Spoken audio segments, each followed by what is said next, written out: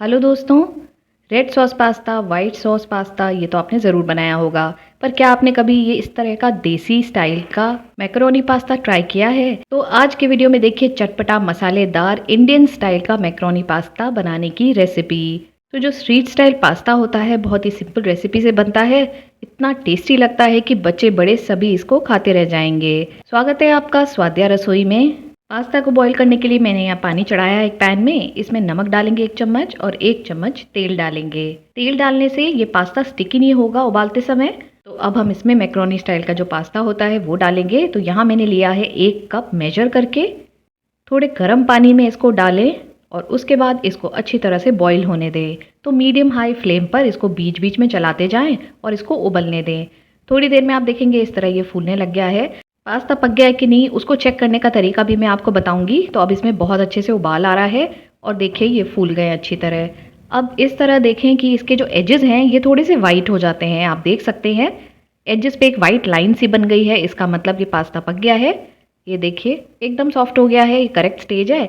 अब इसको हम छलनी पे डाल देंगे और सारा पानी स्ट्रेन होने देंगे। ये एकदम परफेक्टली कुक हुए हैं, बिल्कुल स्टिकी भी नहीं है। अब इसमें 1 चम्मच बटर डाल देंगे। बटर से फ्लेवर भी बढ़िया हो जाता है और पास्ता बिल्कुल भी स्टिकी नहीं रहता है। तो ये देखिए हमने अच्छी तरह मिक्स कर दिया है। अब इसको हम ऐसे ही छोड़ देंगे और अब हम पास्ता सॉस तैयार करेंगे। तो यहाँ एक पैन में मैं ऑयल डाल रही हूँ। ऑयल या बटर आप कुछ भी यूज़ कर सकते हैं। अच्छी तरह गर्म होने पर इसमें हम प्याज डालेंगे। तो यहाँ मैंने 1 कटोरी प्याज डाल दी है इसमें। इसी के साथ हम यहाँ पे हरी मिर्च भी ऐड कर देंगे। 1 हरी मिर्च को बारीक काट के मैंने डाला है। अब इसको हम फ्राई करेंगे। प्याज को पूरी तरह फ्राई नहीं करेंगे। जब ये हल्की सी फ्राई होने लग जाए तब हम इसमें अदरक और लहसुन का पेस्ट ऐड करेंगे। तो 1-2 मिनट तक मैंने इसको चलाते हुए फ्राई कर लिया है। अब अदरक लहसुन का पेस्ट डाल देते हैं इसमें और इसे भी हम प्याज हरी मिर्च के साथ अच्छी तरह भून लेंगे। इस रेसिपी के इंग्रेडिएंट्स की लिस्ट मैंने नीचे डिस्क्रिप्शन बॉक्स में भी दी हुई है, आप वहाँ जाके भी चेक कर सकते हैं। अब कुछ सब्जियां डालेंगे इसमें। तो यहाँ मैं गाजर ले रही हूँ आधी कटोरी। इसी के साथ हम शिमला मिर्च भी डाल देते हैं आधी कटोरी और उतनी ही क्वांटिटी मैंने ली है पत्ता गोभी की। सभी चीज़ों को बारीक काट के इसमें डालें। देखने में भी अच्छी लगती हैं और जल्दी से फ्राई भी हो जाती हैं। अब धीमी आंच पे लगातार चलाते हुए इसको 2-3 मिनट तक भूनेंगे। अगर अभी तक आपने हमारे चैनल को सब्सक्राइब नहीं किया है तो इसे सब्सक्राइब ज़रूर कर लें, क्योंकि ऐसी ही क्विक टेस्टी रेसिपीज़ हम आपके लिए लाते रहते हैं। तो ये देखिए ये अब फ्राई हो गई हैं। इस स्टेज पे हम इसमें टमाटर का पेस्ट डालेंगे। मैंने यहाँ पे 3 मीडियम टमाटर को पीस कर उसका पेस्ट तैयार कर लिया। आप टमाटर कटे हुए भी ऐड कर सकते हैं, लेकिन पेस्ट बनाने से सॉस बहुत ही बढ़िया सी बनती है, एकदम थिक और क्रीमी लगती है। लगातार चलाते हुए धीमी आंच पे इसे 2 से 3 मिनट तक भुनेंगे। थोड़ी देर में आप देखेंगे ये इस तरह से गाढ़ा हो गया है। तो सब्जियां फ्राई करने के बाद ही टमाटर को इसके साथ भुनें। तो सब्जियां आप देख सकते हैं अच्छी तरह पक भी गई हैं। इस स्टेज पे हम सॉस डालेंगे। सबसे पहले सोया सॉस 2 बड़ी चम्मच डालें। इसी के साथ में यहाँ पे विनेगर ऐड करेंगे। 1 से 2 चम्मच डाल सकते हैं। मैं यहाँ 1 टेबल स्पून ऐड कर रही हूँ। रेड चिली सॉस डालेंगे या फिर शेजवान सॉस, जो भी आपको पसंद हो।